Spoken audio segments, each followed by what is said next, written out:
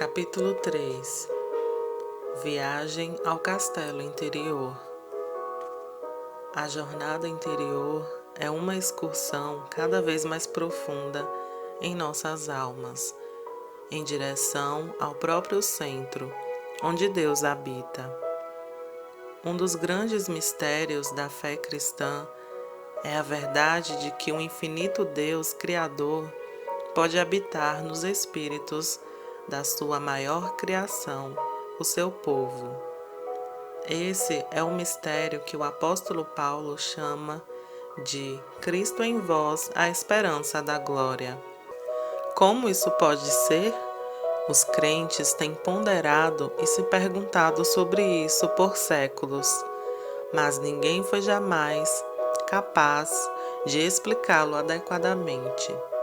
É realmente indescritível. O melhor que podemos fazer é simplesmente atestar o fato de que a Bíblia ensina isso claramente e devemos aceitá-lo com fé. Vez após vez, Paulo retoma a esse tema em suas cartas dizendo: porque o templo de Deus é santo, e isso é o que você é. Ou não sabes que o teu corpo é templo do Espírito Santo que está em ti, que tens de Deus e que não és teu? Pois nós somos o templo do Deus vivo. Assim como Deus disse: eu habitarei neles e andarei entre eles. E eu serei o seu Deus, e eles serão o meu povo. O conceito do povo de Deus como um templo vivo para a sua habitação também era familiar ao apóstolo Pedro. E vindo a ele como uma pedra viva que foi rejeitada pelos homens, mas é escolhida e preciosa aos olhos de Deus. Vocês também, como pedras vivas, estão sendo edificados como uma casa espiritual para um sacerdócio santo, para oferecer sacrifícios espirituais aceitáveis a Deus por meio de Jesus Cristo. O que essas escrituras nos dizem é que somos templos do Deus vivo. Nós somos a sua casa, onde ele fixou residência permanente. Assim como as casas têm janelas, existem janelas em nossa alma. Deus gosta de lavar nossas janelas, colocar o seu rosto para cima e olhar para fora. É assim que as visões ocorrem.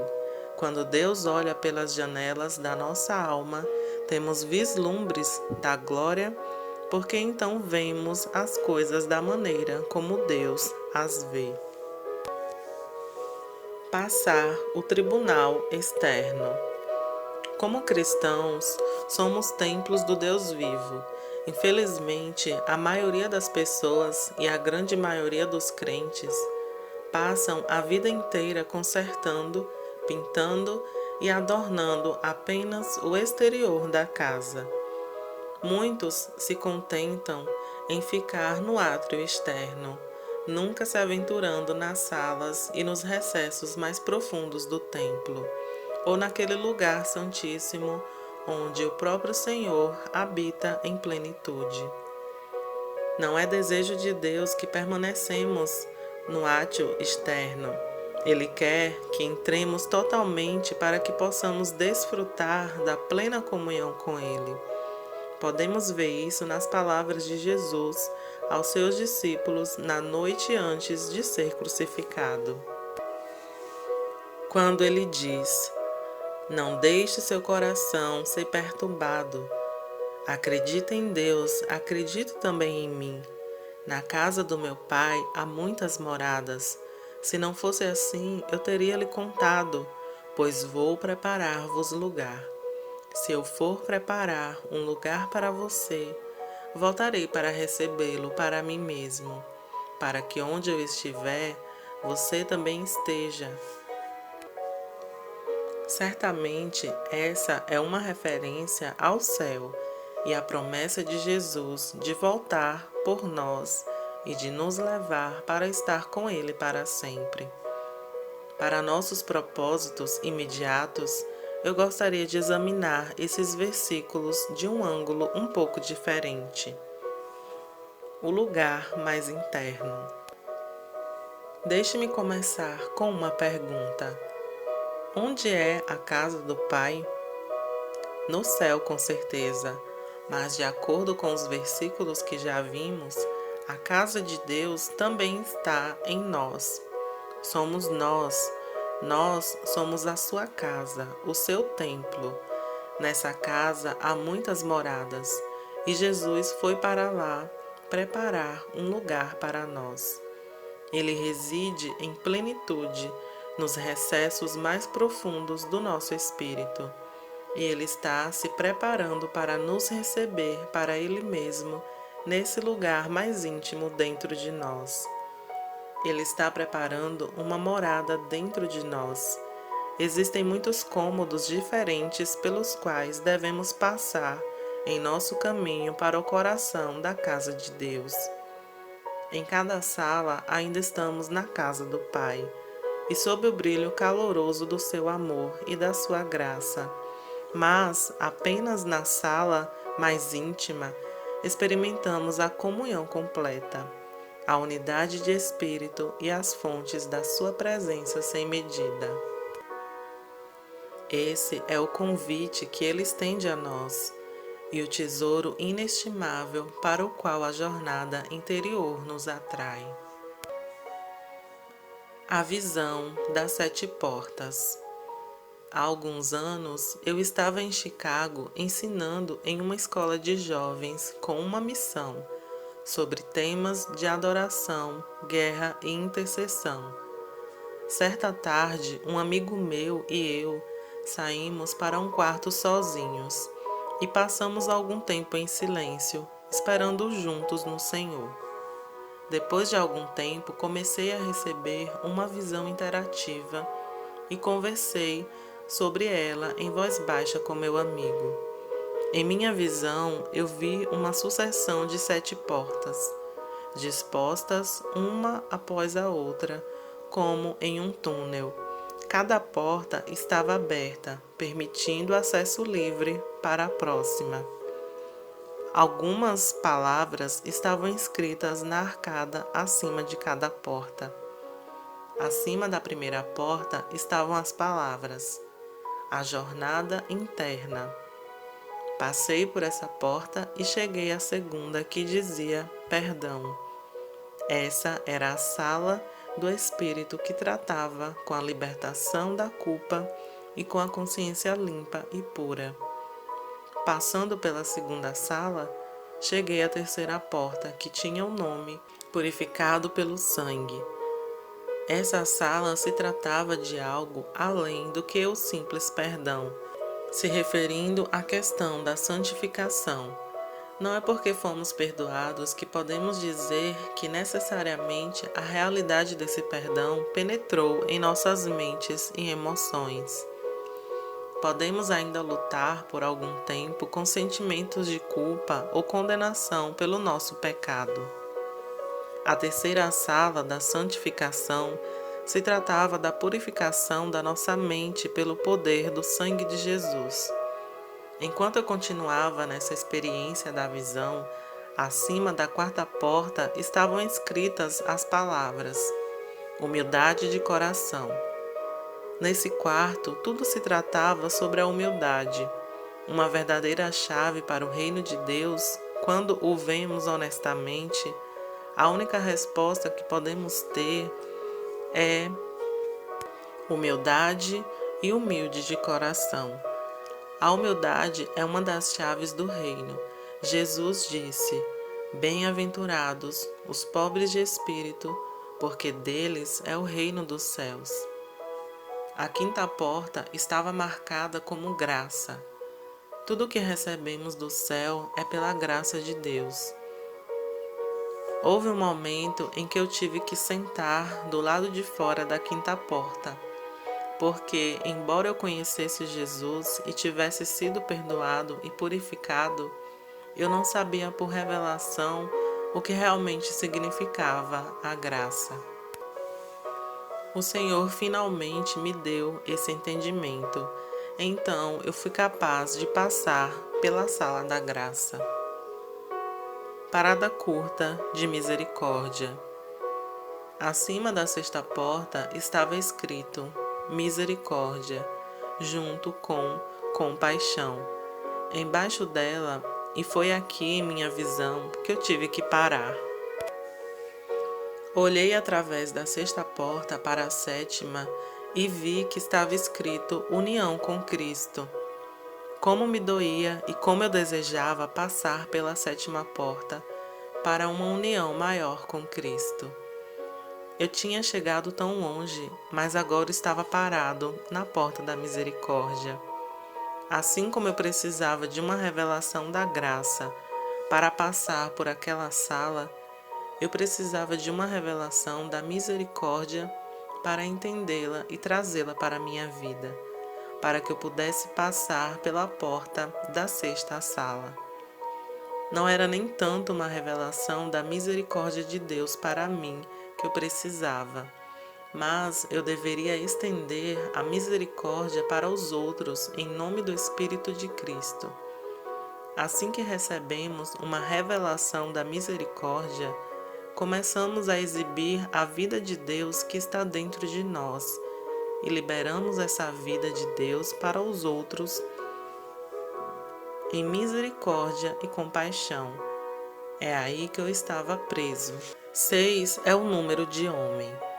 Na época em que recebi essa visão, eu havia acabado de passar por um momento muito difícil de controvérsia e turbulência em minha vida, e ainda estava lutando com muita dor emocional e decepção espiritual.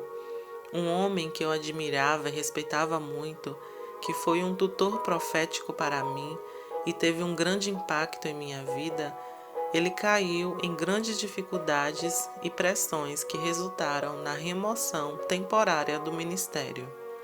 Quando eu era um jovem no ministério, fiquei desapontado, desiludido, com raiva e profundamente magoado. Essa raiva era mais profunda do que qualquer coisa que já experimentei antes. Ela começou a se espalhar em muitos dos meus relacionamentos mais próximos. Eu nunca soube que tal raiva existia dentro de mim. Eu não queria, mas ela estava lá. Em vez de estender a misericórdia como Cristo fez, eu queria atirar pedras nas pessoas. Fiquei dividido entre tomar uma posição pela retidão e a necessidade ao mesmo tempo de ser compassivo e atencioso. Tudo o que eu sabia era que eu me sentia roubado, e meu estado emocional interno demonstrava isso. Em minha visão, eu percebi que até que pudesse lidar com a questão da misericórdia em meu coração, eu não seria capaz de progredir através da sétima porta para uma união maior com Cristo.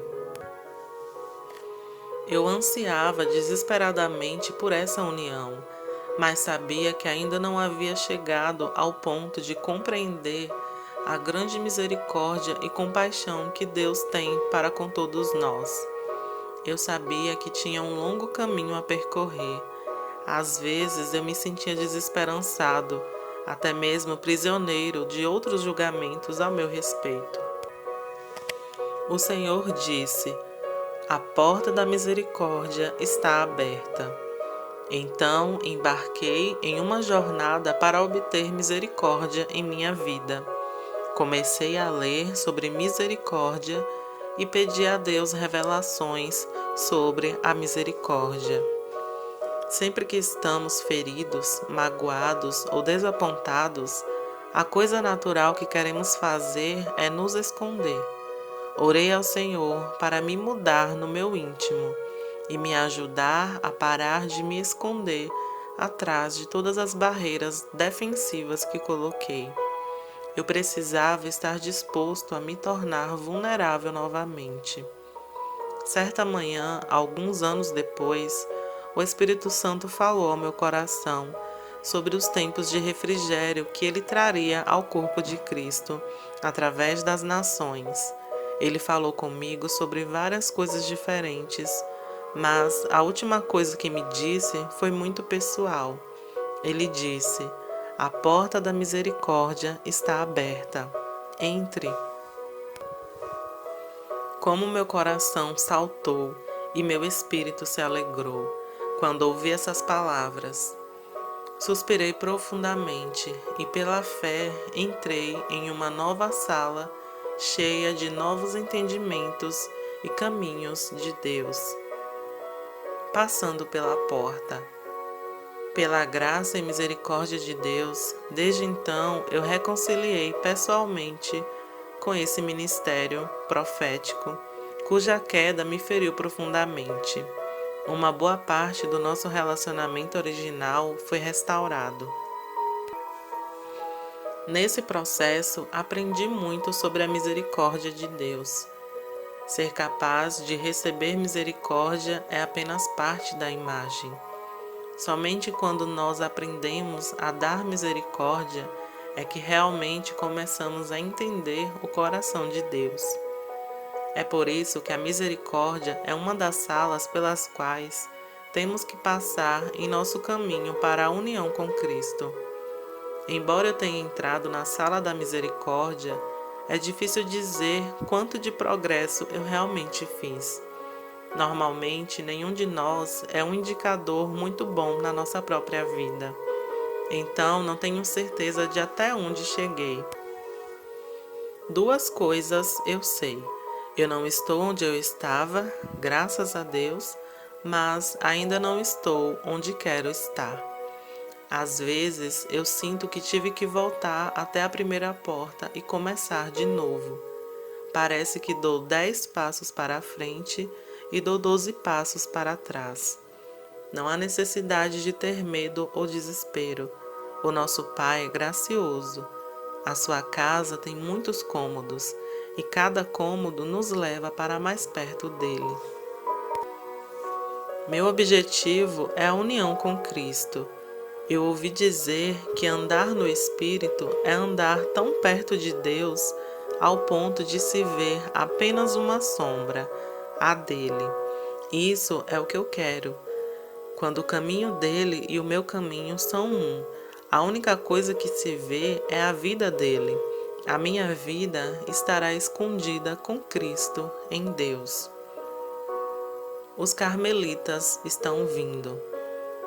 Há alguns anos, minha esposa e eu conduzimos uma viagem de oração a Israel. Um dia estávamos no Monte das Oliveiras, na casa de oração para todas as nações, com um querido amigo meu chamado Tom Hess. Tom mora em Israel e dirige essa casa de oração. Enquanto orávamos, senti o meu espírito borbulhar e comecei a profetizar. Eu disse: "Os carmelitas estão vindo, os carmelitas estão vindo." Na época, eu não tinha ideia do que isso significava. Embora eu não achasse que fosse uma referência a algum tipo de doce, luzes de caramelo ou algo assim, eu realmente não tinha ideia. Poucos dias depois, estávamos no Monte Carmelo, onde Elias desafiou os 450 sacerdotes de Baal, no capítulo 18 de 1 Reis. Estávamos em uma posição de intercessão profética, clamando pelo derramamento do Espírito de Deus para a próxima geração de jovens em Israel, judeus e árabes, para que eles abrissem seus olhos e corações para ver Yeshua como seu Messias. Enquanto orávamos, um esquadrão de caças israelenses sobrevoou sobre nossas cabeças, circulando-nos por 7 vezes o número da conclusão. Vários meses se passaram até que mais uma vez eu estava com meu amigo intercessor, Tom Hess. Ele me respondeu se eu me lembrava da minha profecia sobre os carmelitas. Eu respondi a ele que sim, e ele disse: "Desde que você partiu, uma reunião de oração regular começou no Monte das Oliveiras, que reúne líderes cristãos e pessoas do ministério de oração de várias origens diferentes: a Igreja Reformada Holandesa, a Igreja Evangélica e os carismáticos e ortodoxos. Há um grupo de freiras que mora perto da nossa casa de oração. Elas são membros de uma ordem chamada Carmelitas. Elas vivem um estilo de vida enclausuradas, escondidas dos outros. Elas agora estão orando conosco no Monte das Oliveiras. Espantado com essa afirmação, eu exclamei: "Obrigado, Deus! Os carmelitas chegaram." Madre Teresa de Ávila foi líder na renovação do misticismo medieval. Mas quem realmente são os carmelitas? A Ordem de Nossa Senhora do Monte Carmelo foi fundada no século XII como uma ordem mendicante. Os carmelitas combinavam a vida monástica com a atividade religiosa externa. Um dos princípios da ordem era a renúncia total a propriedades de propriedade pessoal ou comunitária. Em meados do século XVI, o movimento para trazer a renovação religiosa pessoal e a reforma institucional na Igreja Católica estava em andamento na Europa. Esse movimento, que é conhecido na história como Reforma Católica, era paralelo e independente da mais conhecida Reforma Protestante.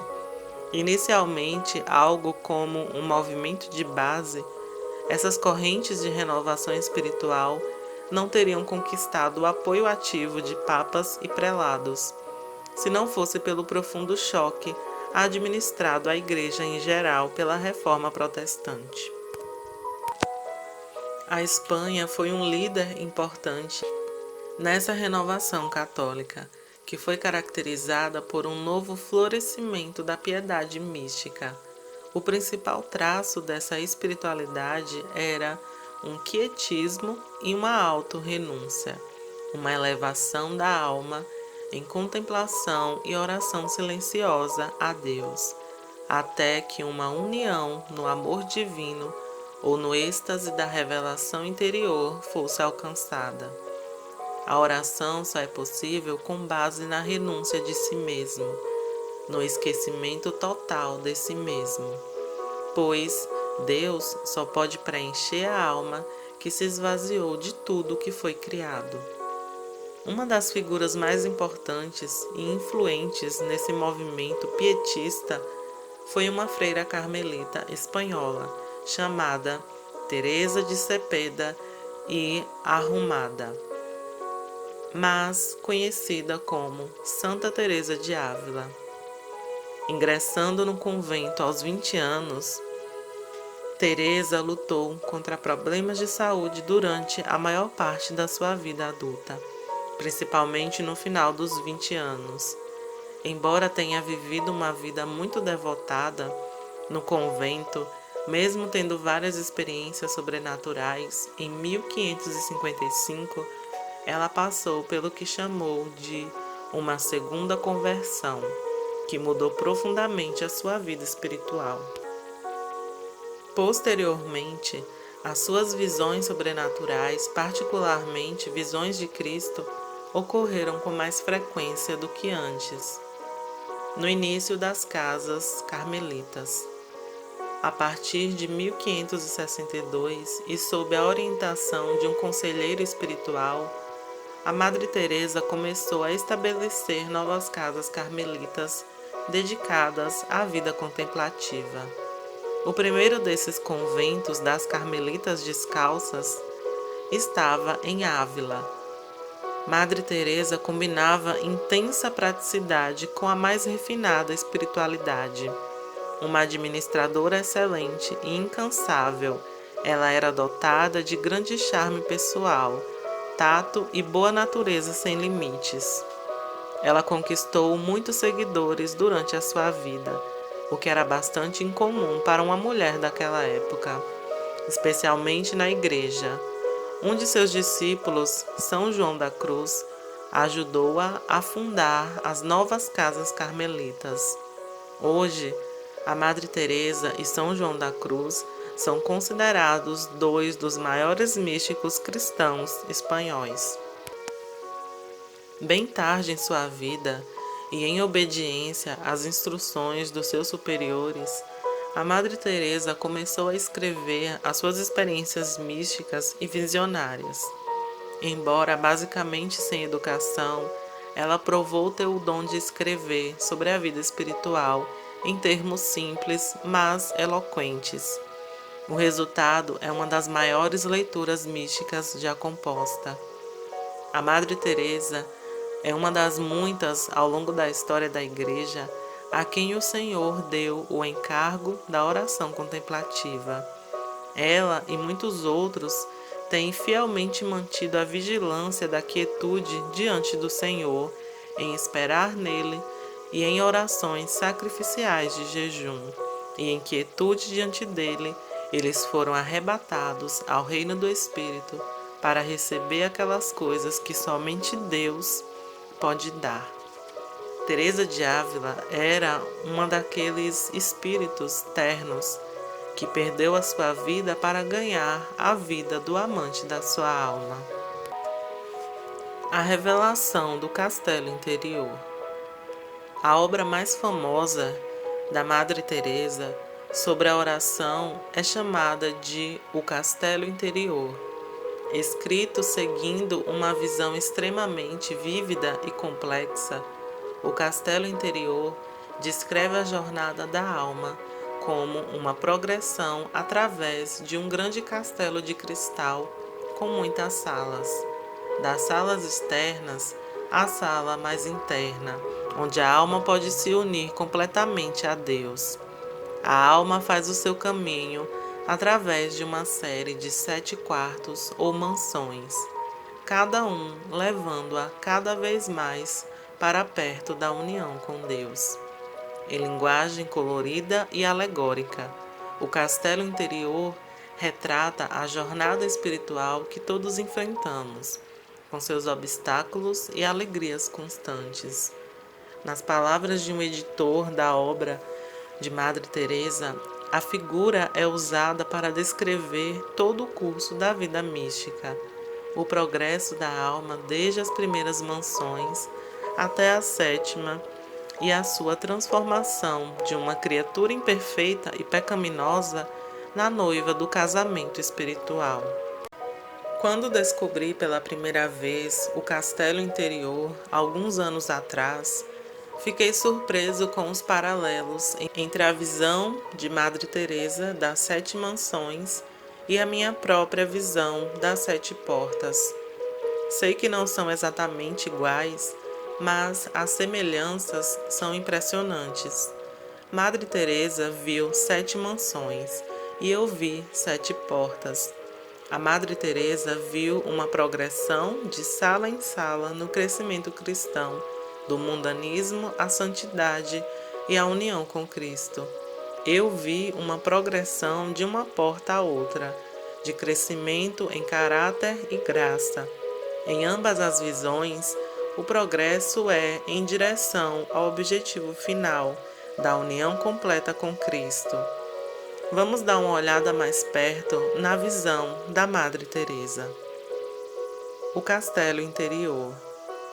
A primeira mansão, a mansão da humildade.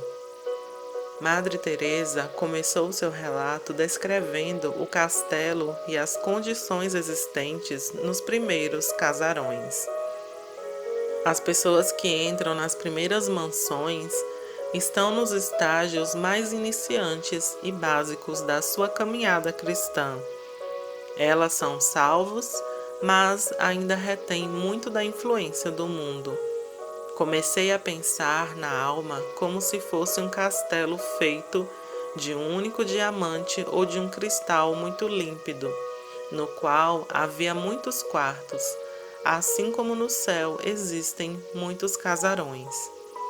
Imaginemos agora que esse castelo contém muitas mansões, algumas acima, outras abaixo, outras de cada lado e no centro, e no meio de todas elas está a mansão principal, onde as coisas mais secretas passam entre Deus e a alma. Tanto quanto posso entender, a porta de entrada para esse castelo é a oração e a meditação.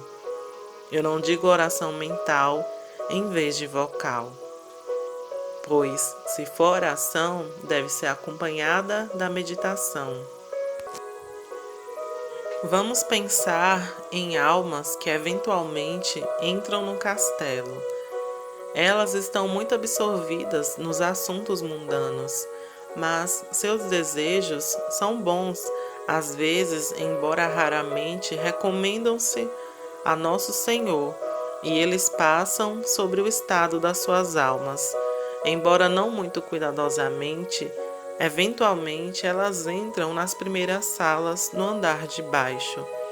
Mas tanto répteis, que são pecados e prazeres mundanos, entram com eles que são incapazes de apreciar a beleza do castelo ou de encontrar alguma paz dentro dele. Para Madre Teresa, a chave para progredir pelos primeiros palácios é aprender a lição da humildade. Essa chave para destrancar portas é apresentada repetidamente.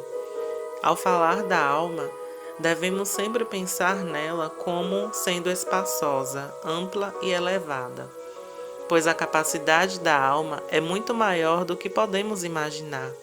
É muito importante que nenhuma alma que pratica a oração, seja ela pequena ou grande, não deve estar sujeita a restrições ou limitações indevidas. Visto que Deus lhe deu tal dignidade, deve ser permitido perambular por essas mansões. Não deve ser compelido a permanecer por muito tempo em uma única sala, a menos que seja na sala do autoconhecimento. A humildade deve estar sempre fazendo o seu trabalho, como uma abelha fazendo o seu mel na colmeia. Sem humildade, tudo está perdido.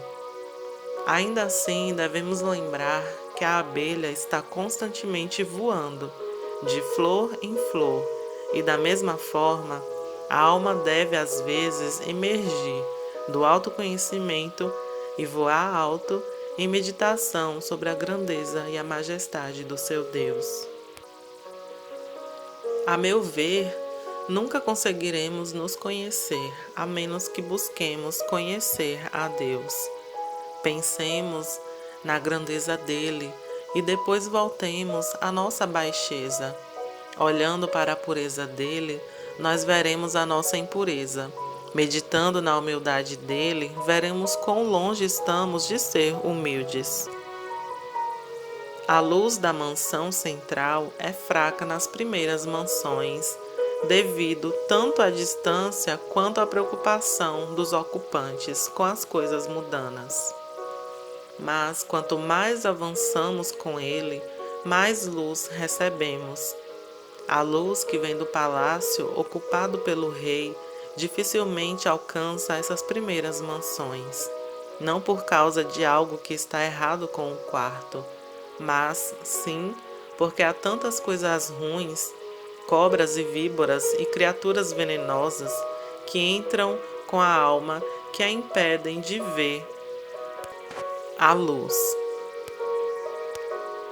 A segunda mansão, a mansão da prática da oração. Aqueles que entram na segunda mansão reconheceram a sua necessidade de deixar as primeiras mansões e, em resposta ao chamado gentil, mas persistente de Deus, desejam se mover mais para dentro do castelo. Eles procuram atividades e ocasiões que os ajudem a atingir esse objetivo. E porque estão começando a aprender como resistir à atração das influências mundanas, há mais luz e calor aqui do que nas primeiras mansões. As almas que entram na segunda mansão já começaram a praticar a oração e percebem a importância de não permanecer nas primeiras mansões. Essas almas, então, podem entender o Senhor quando Ele as chama. pois, à medida que se aproximam gradualmente do lugar onde a Sua Majestade habita, Ele se torna um bom vizinho para eles. O Senhor está tão ansioso para que o desejemos e nos esforcemos por Sua companhia, que Ele nos chama incessantemente, vez após vez, para nos aproximarmos dEle, e Sua voz é tão doce que a pobre alma se consome de tristeza por ser incapaz de cumprir as Suas ordens imediatamente.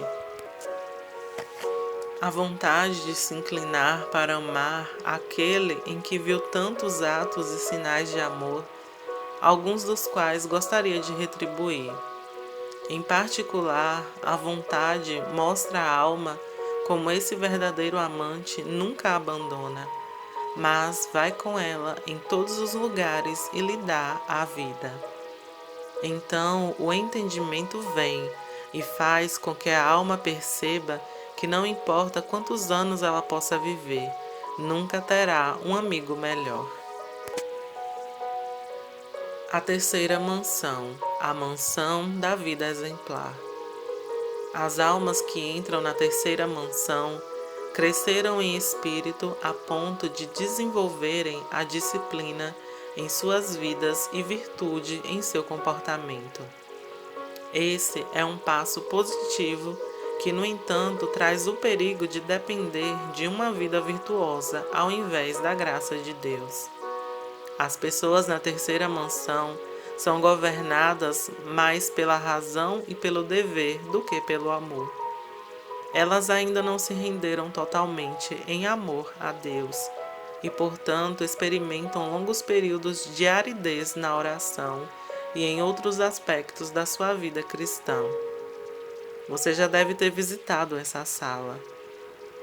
As almas que entraram na terceira mansão desejam muito não ofender a Sua Majestade e evitam cometer até mesmo os pecados dignos de perdão. Adoram fazer penitência, passam horas em recolhimento, elas usam bem o tempo, praticam obras de caridade para com seus vizinhos e são muito cuidadosos no falar, no vestir e no governo da sua família, se a tiverem. Esse é certamente um estado desejável e parece não haver nenhuma razão para que eles tenham a entrada negada para a última das mansões. Como alguém poderia dizer que não deseja uma coisa tão maravilhosa assim? Certamente ninguém poderia fazer isso. Todos nós dizemos que o desejamos, mas se o Senhor quiser tomar posse completa da nossa alma, muito mais do que isso é necessário. Apenas palavras não são suficientes, como não foram para o jovem cujo qual o Senhor lhe disse o que fazer se quisesse ser perfeito. Desde que comecei a falar dessas mansões, tenho esse jovem em minha mente, pois somos exatamente como ele, e isso é a origem dos nossos longos períodos de aridez na oração. A importância da humildade e da misericórdia. Novamente, Madre Teresa enfatiza a importância da humildade e do reconhecimento de que Deus é soberano, não importa o que façamos. Deus não nos deve favores.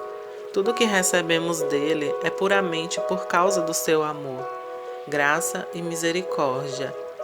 Você entendeu a palavra misericórdia? Talvez no meu encontro eu estivesse vendo mais do que inicialmente percebi. Pode nos parecer que fizemos tudo e deixamos todas as coisas do mundo e tudo o que tínhamos por sua causa, perseverando nesse desapego e abandono de tudo, alcançaremos nosso objetivo. Mas deve ser sob uma condição: que nos consideremos servos inúteis e percebamos que de forma alguma obrigamos o nosso Senhor a nos conceder tais favores. Mas sim que quanto mais recebemos dele, mais profundamente permanecemos em dívida com ele. O que importa não é se vestimos ou não um hábito religioso, e sim se tentamos praticar as virtudes e fazer uma rendição completa da nossa vontade a Deus, e se ordenamos nossas vidas como a majestade dele ordena. Vamos desejar que não seja a nossa vontade, mas a vontade dele seja feita. Aqueles que, pela bondade do Senhor, estão nesse estado, devem ser estudiosos para prestar pronta obediência. A quarta mansão, a mansão da oração de quietude.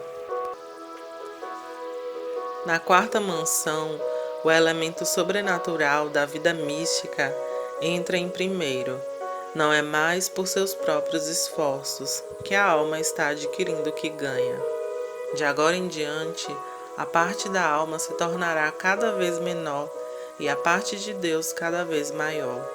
As graças da quarta dimensão, conhecida como consolações espirituais, são identificadas com a oração do silêncio ou a segunda água na vida. A alma é como uma fonte construída perto da sua fonte e a água da vida flui para dentro dela, não por um aqueduto, mas diretamente da fonte. A Madre Teresa oferece uma visão sensível da natureza do amor espiritual. Agora não desista nesse ponto.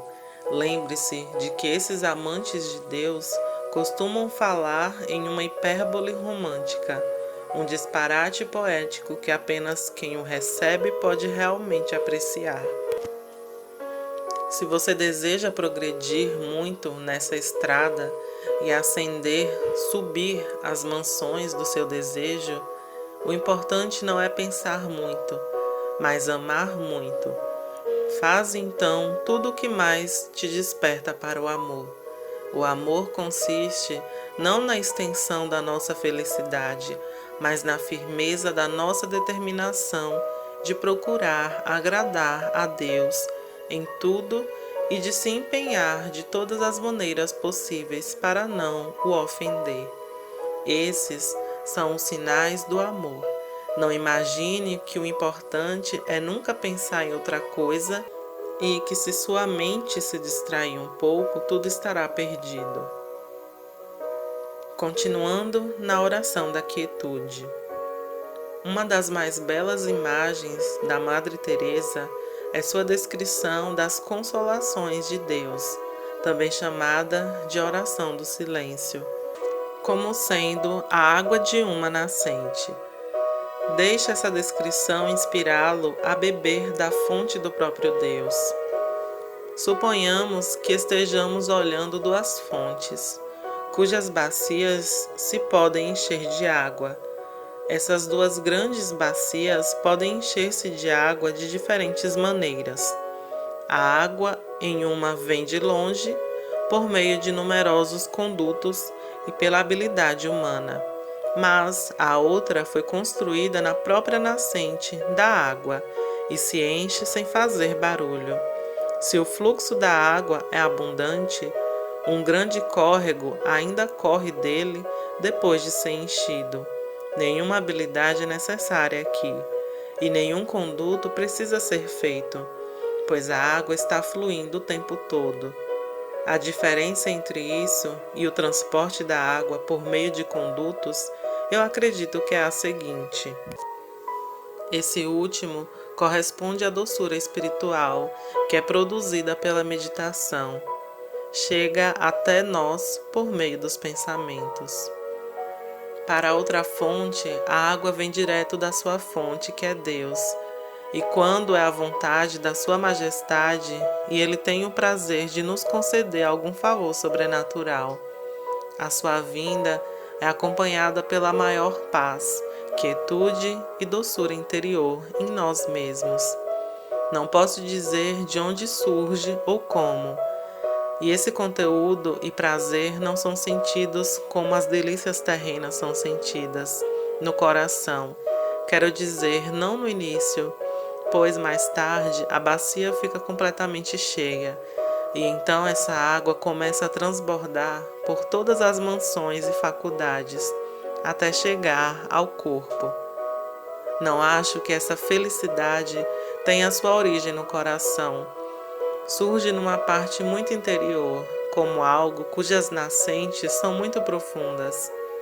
Eu acho que esse deve ser o centro da alma. À medida que essa água celestial começa a fluir dessa fonte de que estou falando, isto é, de nossas próprias profundezas, ela passa a se espalhar dentro de nós e causar uma dilatação interior e produzir bênçãos inefáveis, de modo que a própria alma não pode compreender tudo o que ali recebe. A quinta mansão, a mansão do noivado espiritual, a oração da união. A quinta mansão é o estado de noivado espiritual e a oração da união, isto é, a união inicial. Ela marca um novo grau de contemplação infundida e muito elevada, por meio das mais conhecidas de todas as suas metáforas, a da largata da mariposa. Madre Teresa explica até que ponto a alma pode se preparar para receber o que é essencialmente um dom de Deus. Ela também descreve como a largata deve morrer para se transformar em uma linda borboleta. Leia devagar e você também será inspirado por essa visão majestosa. As largatas da mariposa se alimentam das folhas da amoreira até ficarem maduras. Com as suas pequeninas bocas, elas começam a fiar a seda, fazendo-se pequenos casulos muito apertados, nos quais elas se enterram. Então, finalmente, a largata, que era grande e feia, sai direto do casulo transformada em uma linda borboleta branca. A largata é como a alma, que perde a própria vida quando, através do calor que vem do Espírito Santo, ela começa a utilizar a ajuda geral que Deus dá a todos nós e a fazer o uso das ferramentas que Ele deixou em sua igreja, tais como confissões frequentes, bons livros, sermões. A alma começa a viver e a nutrir-se desse alimento e de boas meditações, até que seja totalmente crescida. Quando ela já está adulta, então, começa a afiar a sua seda e a construir a casa na qual ela irá morrer. Essa casa pode ser entendida aqui como significando a Cristo. Li em algum lugar que a nossa vida está escondida em Cristo ou em Deus, pois isso é a mesma coisa. A nossa vida é Cristo. Que a majestade dele seja a nossa mansão, como ele é nessa oração de união. Não podemos nem subtrair, nem adicionar nada a Deus, mas podemos subtrair e adicionar a nós mesmos, assim como essas pequenas largatas fazem. Antes de terminarmos de fazer tudo o que podemos a esse respeito, Deus vai pegar essa pequena conquista nossa, que não é nada, e uni-la à sua grandeza, e dar tanta importância que a recompensa será o próprio Senhor. Vamos nos apressar para realizar essa tarefa e girar esse casulo. Renunciemos nosso amor próprio e obstinação, e nosso apego às coisas terrenas. Que a largata morra, e então veremos Deus, e estaremos tão completamente escondidos em sua grandeza, como está esse pequeno verme em seu casulo. A transformação que ocorre após essa morte é verdadeiramente maravilhosa. E agora vejamos o que acontece com essa largata. Quando ela está nesse estado de oração e completamente morta para o mundo, surge uma pequena borboleta branca. A alma não consegue pensar como pode ter merecido tal bênção. Encontra-se tão ansiosa para louvar o Senhor que alegremente seria consumida e morreria milhares de mortes por causa dele. Então ela sente o desejo de sofrer grandes provações e não consegue fazer o contrário. Tem os mais veementes desejos de penitência, de solidão e de todos conhecerem a Deus. E, portanto, quando vê Deus sendo ofendido, fica muito angustiada. Ver, então, a inquietação dessa pequena borboleta, embora ela nunca tenha estado mais quieta ou mais tranquila em sua vida, aqui está algo para louvar a Deus. O conhecimento de que a pequena borboleta não sabe onde estabelecer a sua morada. Em comparação com a morada que teve, tudo o que ela vê na terra a deixa insatisfeita, especialmente quando Deus sempre lhe dá essas asas que quase todas as vezes lhe trazem alguma nova bênção. Ela não dá valor às coisas que fazia como um verme. O trabalho que ela teve ao tecer gradativamente o casulo, agora ela tem asas. Como pode se contentar em rastejar lentamente quando é capaz de voar? A Igreja em Metamorfose.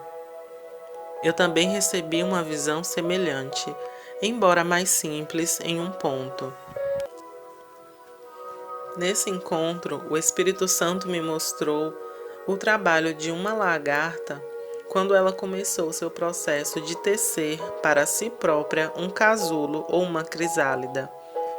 Logo, a lagarta não estava mais à vista, como se estivesse se escondendo. Mas, enquanto estava nesse lugar secreto, uma grande mudança estava ocorrendo.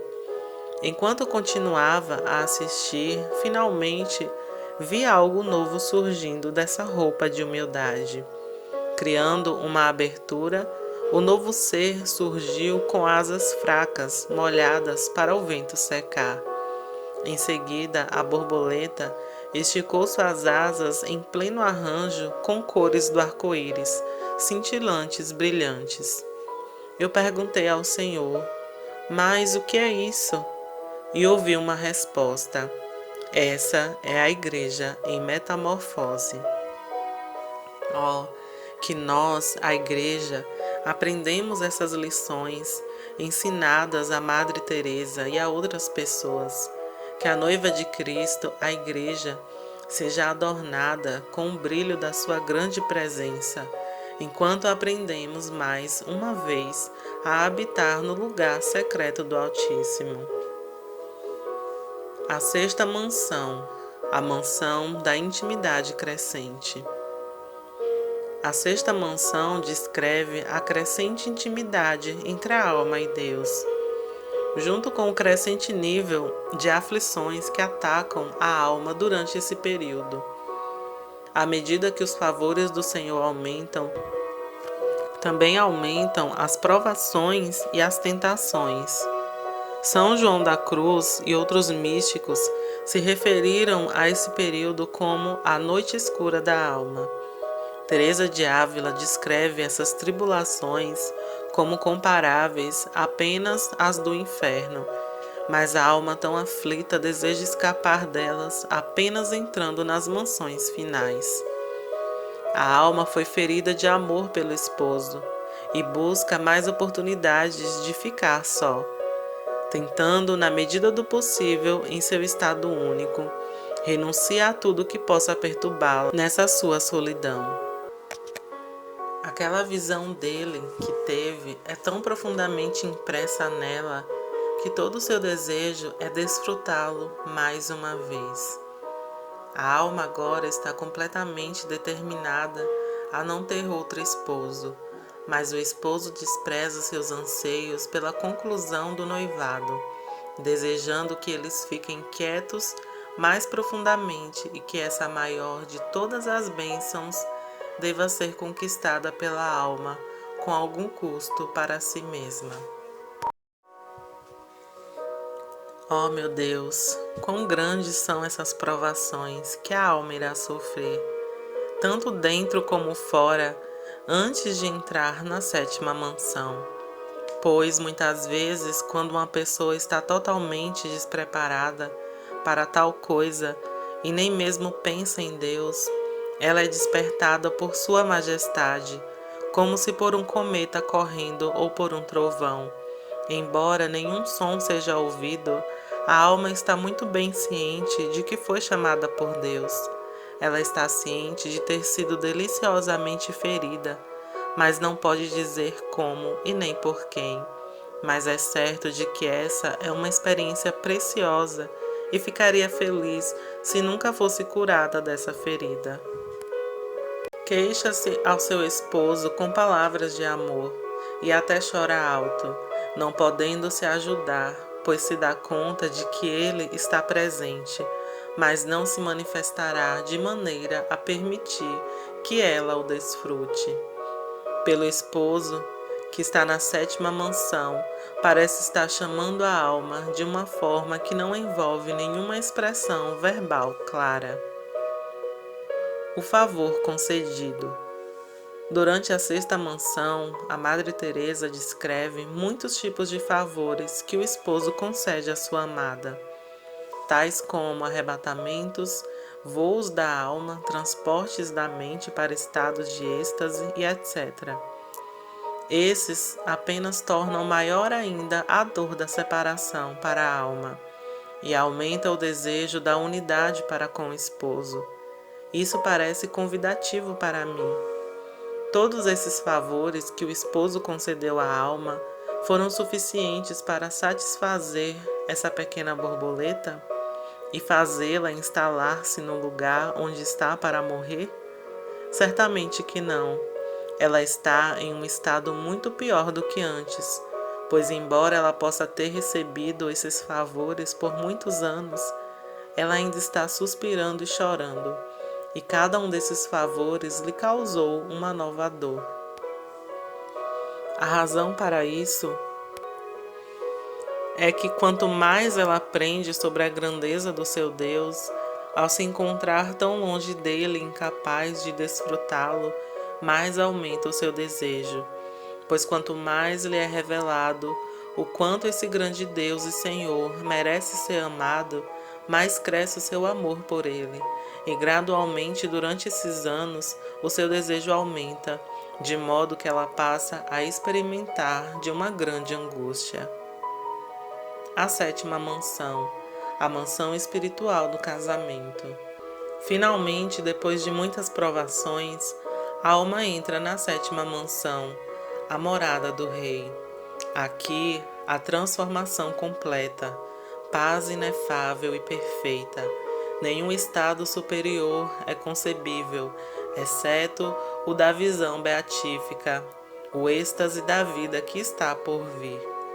Quando nosso Senhor se agrada de ter piedade dessa alma, que sofre e tem sofrido tanto por desejar a Ele, e que Ele agora a tomou espiritualmente para ser a sua noiva, Ele a traz para essa mansão dele, que é a sétima, antes de consumir o casamento espiritual. Pois ele deve ter uma morada na alma, assim como tem uma no céu, onde somente a majestade dele habita. Essa união secreta ocorre no centro mais profundo da alma, que deve ser onde o próprio Deus habita.